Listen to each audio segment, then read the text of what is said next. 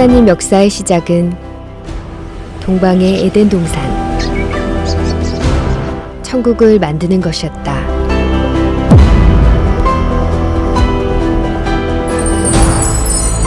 사람의 죄로 모두 물거품이 됐지만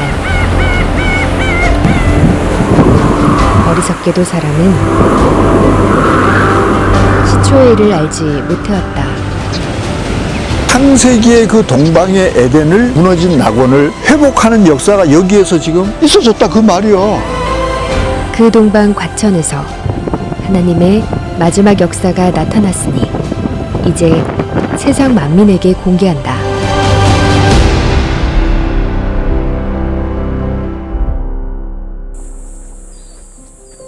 맑고 깨끗하며 청정한 산림이 수려한 곳, 경기도 과천의 대표적인 산 청계산이다. 서울을 둘러싸고 있는 산 중에서 가장 남쪽에 위치해 있다. 청계산 봉우리 중 북쪽에 있는 옥녀봉은 어여쁜 여자의 모습을 닮아 옥녀봉이란 이름이 붙게 됐다. 조선 후기 시서와에 능했던 추사 김정희는 부친의 묘를 옥녀봉에 모시고 초당에서 말년을 보냈다.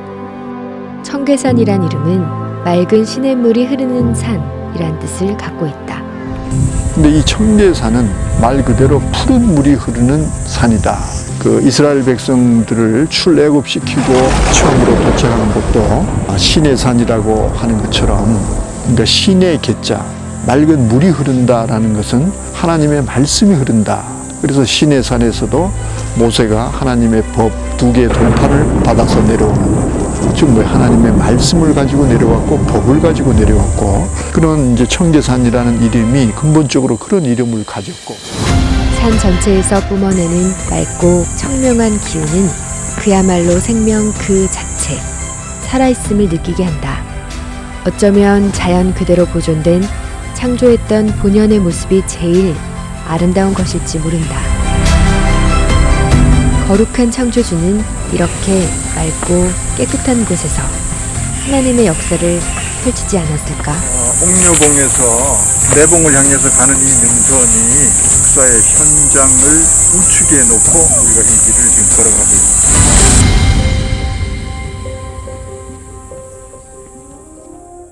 청계산은 옥녀봉, 매봉, 만경대, 이수봉, 국사봉 등 여러 봉우리가 남북으로 능선을 이루고 있다. 옛날에는 우리가 그 사신을 믿었죠. 청룡, 백호, 주작, 현무, 이렇게 해서 사신을 이제 수호신처럼 우리를 지켜준다 이렇게 생각을 했습니다. 관악산과 청계산과 이 과천을 중심으로 한 이제 여기가 저기 청와대 쪽, 그러니까 경복궁 왕이 있는 곳, 옛날부터 저기서 볼 때는 여기가 바로 남방을 지켜주는 수호신, 즉 주작의 역할을 하는 곳이다라는 거예요. 그럼 주작을 한자를 보면은 붉을 주에 새 작자를 쓰는 거예요. 붉은 봉황을 뜻하는 건데, 붉은 봉황이라고 하는 걸 보니까 뭔가 불기운이 아주 왕성하고 대단하다는 것을 우리가 이제 느낄 수가 있죠. 창조주 이제 그 하나님이 함께하고 하나님의 기운이 왕성하다, 이렇게도 우리가 이제 볼 수가 있는 겁니다. 이 과천 일대가 주작을 의미한다라고 하는 것처럼 신의 어떤 역사가 있어지는 곳이다 라는 것을 우리는 또 유념을 해야 됩니다.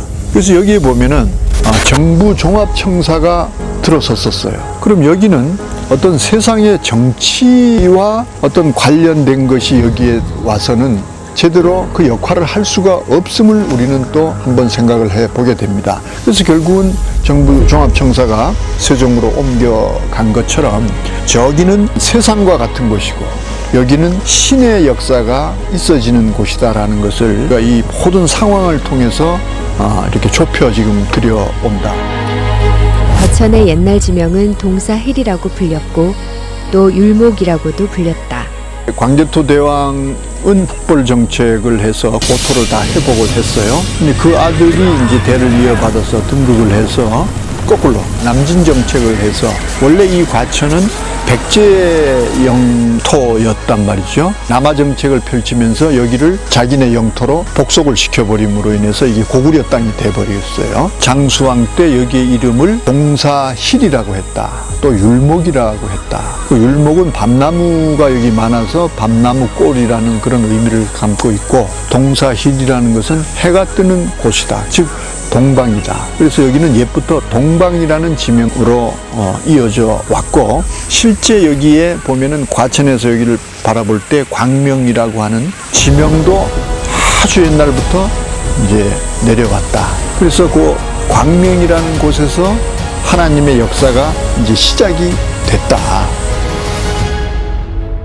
주봉인 만경대에 서면 과천은 물론 서울 도심도 한눈에 들어온다. 이 만경봉이라고 하는 것은 볼망자예요. 어디를 보는가 봤더니만 그 경에 관심이 가는 것이요. 경은 바로 수도 경자, 서울 경자를 쓰는데 어디의 수도인가? 고려의 수도 송악을 얘기하는 거고, 고려가 멸망을 할 때 그 충신들이 멸망하는 고려, 그 수도 개경, 개성, 송악, 송도를 바라보며 한탄스러운 그런 마음을 갖고 애끓는 마음으로 망해가는 고려를 바라보고 있었다 해서 그 충신들이, 그 대표적인 인물이 바로 조견이라는 사람인데, 고려조가 망할 때 그 충신들이 이 세상을 떠나서 응거했던 곳이 바로 여기 청계산이다, 이렇게 우리가 이해를 하면 됩니다. 국사봉이라고 하는 것도 생각사자의 나라 국자,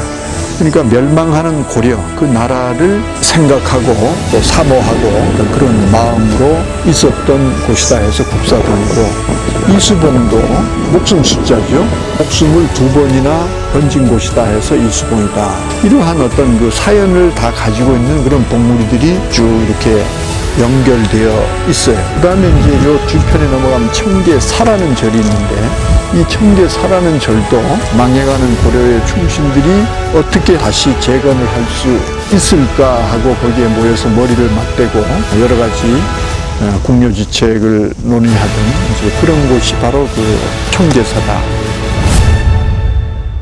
그럼 이제 이런 것을 종합을 해 볼 때, 이 청계산이라고 하는 것은 멸망하는 이 고려조를 떠올리게 하고, 또 그 고려조를 어떻게 하면은 다시 재건할까 고민하고 노력하던 사람들과 밀접한 관계를 가지고 있는 것이 바로 이 청계산이다라는 것을, 반대편에 마주보고 있는 저 관악산은 역성혁명을 통해서 새롭게 시작되는, 새롭게 건국되는 의미를 내포하고 있는 산이 바로 저 관악산이다. 하나는 멸망하는 나라와 관련이 돼 있고, 저 앞산 관악산은 새로 시작하는 나라와 관련이 있다. 과천을 사이에 두고 반대편에는 관악산이 마주하고 있다.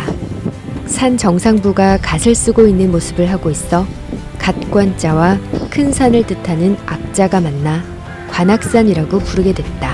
파이가 불꽃 모양을 하고 하늘을 향해 있습니다. 기운이 엄청 강하다는 거죠. 조선을 세운 이성계가 여기에 와서 이제 기도를 드릴 때 그러한 것을, 기운을 느껴버린 거예요. 저 수도 한양을 억누를 수 있는 기운을 이 관악산이 지금 가지고 있는 거예요.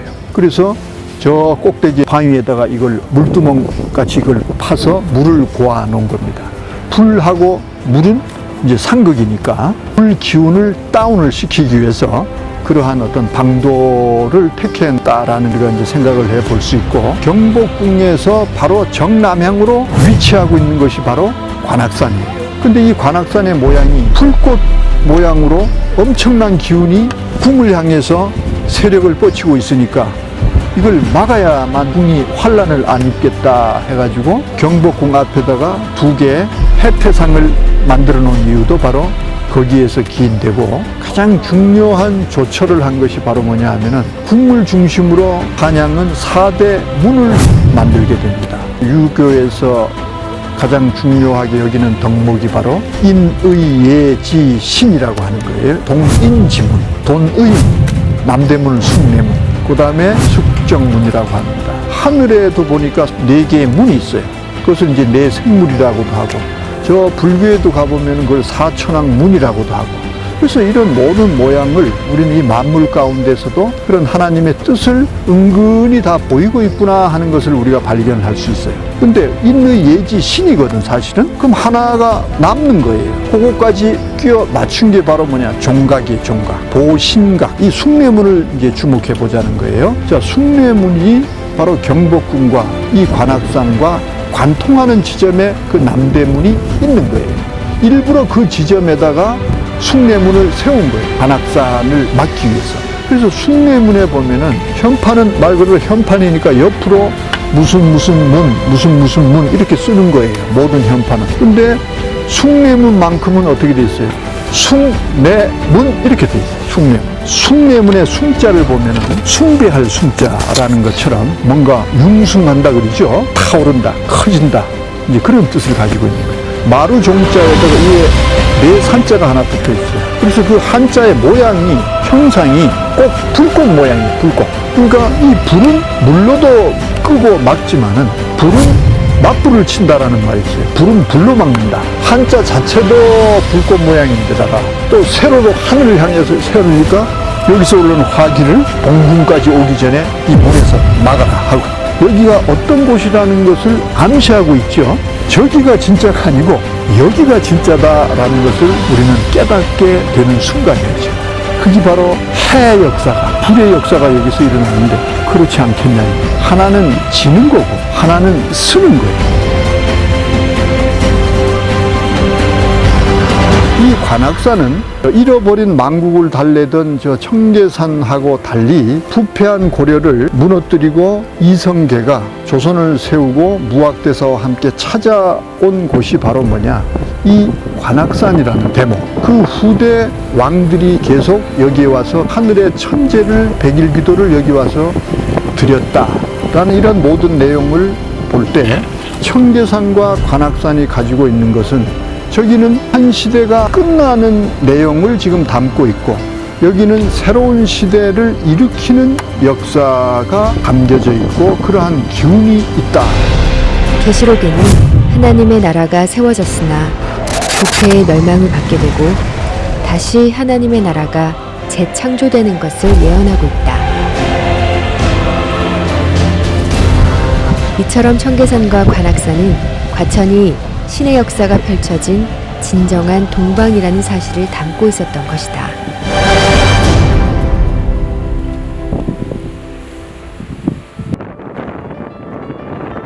관악산 정상에는 죽순이 솟은 듯한 모양의 기암절벽에 연주대가 있고 아래로 조금 내려오면 연주함이 있다.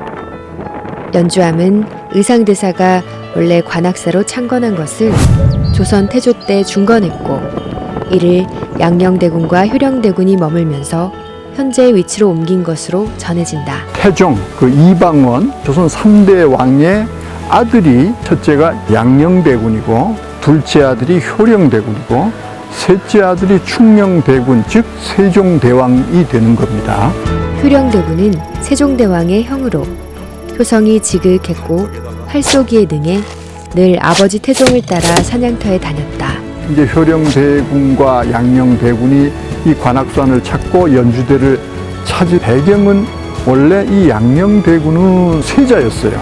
그러나 좀 방탕한 기질, 또 여러 가지 어떤 합당치 못한 그런 면모가 나타남으로 인해서 결과적으로 왕위가, 세자가 이제 바뀌게 되는데, 충녕대군으로 세자 또는 왕위로 계승하기 전에 사실은 왕의 품격을 갖춘 사람이 누구였냐 하면은 효령대군이었어요. 내적으로나 외적으로나 모든 풍모 갖추고 있는 것이 겸손하고 어떤 지덕체라고 하는 것처럼 모든 것을 골고루 갖추고 사냥도 잘하고 공부도 잘하고 가장 태종이 아끼는 아들이 바로 그 둘째 효령대군이었다 그러죠. 효성이 지극한 그런 품격을 가지고 해서. 그런데 어떤 이유가 있습니다. 세자 내지 왕위가 세종대왕으로 이제 넘어가게 되는 겁니다. 그러나 본인이 뭐 사양을 했고 뭐 어떤 이유가 있든지 간에 밑에 동생이 왕위에 오르자 이 양녕대군과 효령대군은 왕궁을 빠져나와서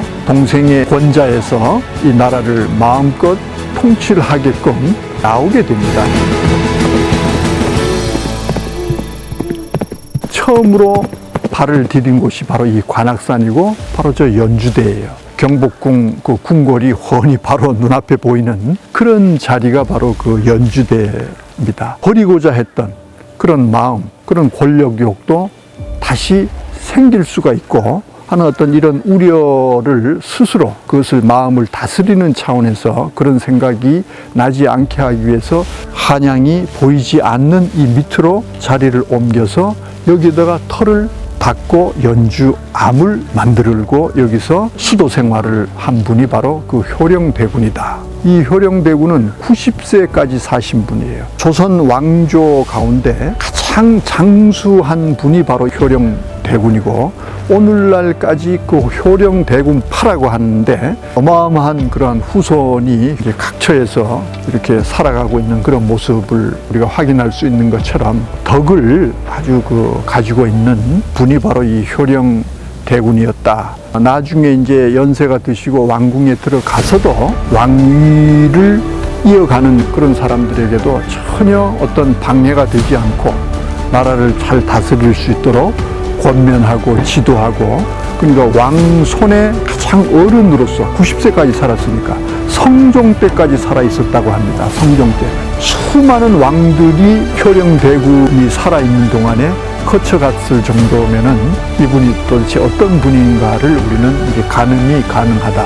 그러면 왜 여기서 이제 이 효령대군에 대해서 우리가 주목을 해 봐야 되느냐?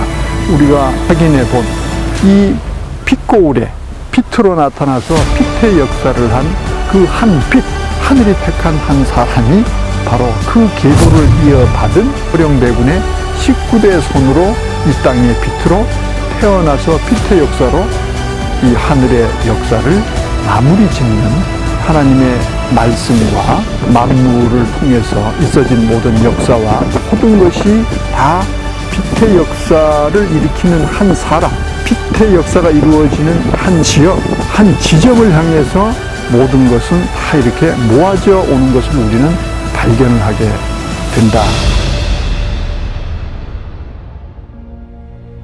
이 연주대에 얽힌 이야기가 이제 두 가지가 있는데 여기에 연주대라고 하는 것은 연모한다는 뜻을 담고 있어요. 그럼 뭐를 연모하냐?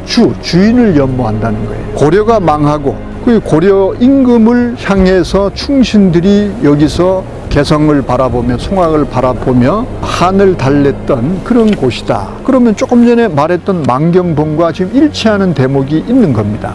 망경봉이 가지고 있는 의미, 나라를 잃었다는 거, 뭔가 망했다는 거, 뭔가 끝났다는 거, 청계산 하에 있어졌던 하나님의 나라가 어떻게 됐는가 하는 것을 지금까지 우리가 알아봤습니다. 그런 이야기가 있는 반면에 양녕대군과 효령대군이 이제 왕위를 동생에게 물려주고 아버지 또 태종도 살아있고 뭐 이런 어떤 입장에서 저 왕궁을 바라보면서 연모의 그 정을 길렀던 곳이기 때문에 여기가 이제 연주대라고 한다. 이 연주대가 가리키는 방향을 한번 바라볼 필요가 있습니다. 가장 높은 곳에서 내려다보고 하늘을 향해서 뭔가를 기도를 하는 기도의 터입니다. 주인을 연모한다라는 얘기인데 그 주인이 과연 지금 우리가 말하는 무슨 고려시대의 주인이고 저 조선시대의 임금을 말하는 것일까?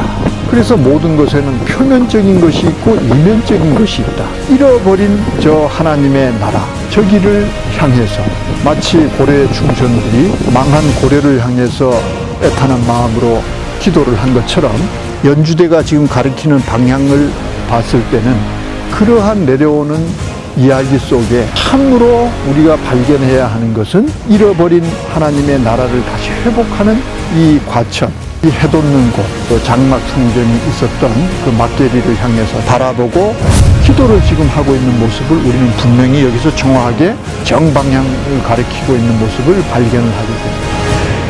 수많은 시절 수많은 이들이 이곳에서 하늘과 땅을 바라보며 무엇인가 연모했을 터. 허나 피조물이 하나님의 아들들이 나타나길 고대했다는 말씀처럼 연주대는 만물의 주인 창조주 하나님이 오시길 연모하고 있었던 것은 아니었을까?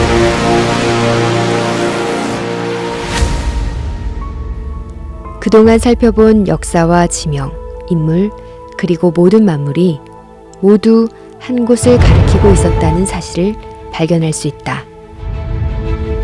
장막 성전이 있었던 막계리는 도시계획에 의해 사라지고 현재는 서울대공원이 들어서 있다. 저 일대가 바로 그럼 뭐냐? 막계리라는 거죠. 막계리는 당시에 그린벨트로 묶여 있었는데 구자춘 서울시장에 의해서 도시계획으로 저렇게 돼서 하늘곳 장막, 7별이 역사하던 7금초대 장막, 이 장막 성전이 결국은 앞산이라고 하는 문원동에 뭔가 한가운데를 인공적으로 이렇게 개발을 해서 하나의 마을이 형성된 것을 지금 볼 수 있습니다. 거기에 보면 우측편 산 기슭에 십자가가 있으면서 눈에 보이는 교회가 있습니다. 저 교회가 바로 뭐냐? 장막 성전이 이삭교회로 간판이 바뀌면서 자리 잡고 있다가 도시계획에 의해서 교회가 앞산에 산당을 짓는다라는 말과 같이 저렇게 옮겨져 자리를 지금 잡고 있는 모습을 볼 수가 있습니다. 이 과천에서도 해가 뜨는 정동 방향이 바로 이 밑에 방향입니다. 청계산 하단부에 저쪽 옥녀봉 봉우리를 휘감으면서 좌측에 내봉으로 해서 이렇게 둥지처럼 넓게 움푹 파여 있는 동네 이름이 뭐냐? 막계동, 막계리라고 하는 그 동네 이름을 가져왔던 겁니다. 자, 청계산이다 하면 맑은 물이 흐른다라는 의미를 가지고 있는데 반면에 동네 이름은 흐르던 물이 막혔다라는 의미를 가지고 있어요. 뭔가 의미심장한 거죠. 그 정동이라고 하는 거기에 보면은 이 숲속인데 이 막계리 안쪽 깊은 동에 광명이라고 하는 빛광자의 밝을 명자죠. 해가 뜨는 곳이라는 겁니다. 그러한 광명동이라는 지명을 가지고 있었어요, 실제 여기가. 그러한 광명동이라는 지명을 가지고 있는 이 막계리가 어떤 역사가 있었는가? 이제 실제 있어졌던 하나님의 역사, 동방이라는 지명을 가졌다면 여기가 동방이 돼야 된다. 동방이라는 것은 뭐냐? 해가 뜨는 곳이다. 하나님의 역사가 시작되는 곳이다라는 겁니다. 그럼 뭔가 하나님의 역사가 시작될 수 있는 환경이 만들어져야 되는데 그 환경을 어떻게 하나님이 만들었는가 하는 것도 사전에 하나님의 예수님을 통해서 약속해 놓은 신약이라고 하는 계시록이라고 하는 이 경서 안에다가 하나님이 이루실 일을 미리 약속을 해놓고 그 약속한 때가 돼서 그 이루어지는 사건의 현장이 지금 우리가 내려다 보이는 바로 이 청계산 하 막계리에서 있어졌다는 것. 막계리에는 현재 무엇이 여기에 지금 자리를 잡고 있는가 하는 것을 우리는 눈으로 지금 보고 있습니다. 여기서 볼 때 우측편에는 바로 서울랜드가 있고 그 가운데 국립현대미술관이 자리 잡고 있습니다. 그 다음에 이 왼쪽 편에 식물원, 그 다음에 짐승들을 갖다 놓은 동물원, 이런 것이 우리가 눈에 보이고, 그러면 현재 자리 잡고 있는 이 서울랜드, 미술관, 동물원, 이런 것이 옛부터 이렇게 있었는가?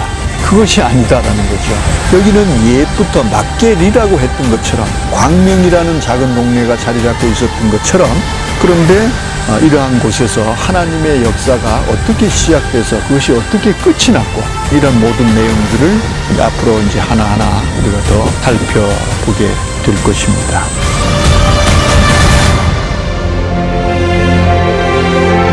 하나님은 마지막 역사가 이곳에서 일어날 수밖에 없는 필연적인 조건들을 만들어 오셨다. 또한 이곳에서 벌어진 배도와 멸망의 모든 사건을 한 사람, 선택지연을 택해 보여주시고 구원의 역사를 하게 하셨다. 산에서 시작해서 모든 것은 산에서 끝난다라는 말이 있는 것처럼 우리가 지금 와 있는 바로 이곳에서 하나님의 역사이기도 하지만은 인류의 역사이기도 한 그 역사가 바로 이 산에서 시작해서 이 산에서 끝났다는 그 사건의 현장을 우리는 지금 보고 있습니다.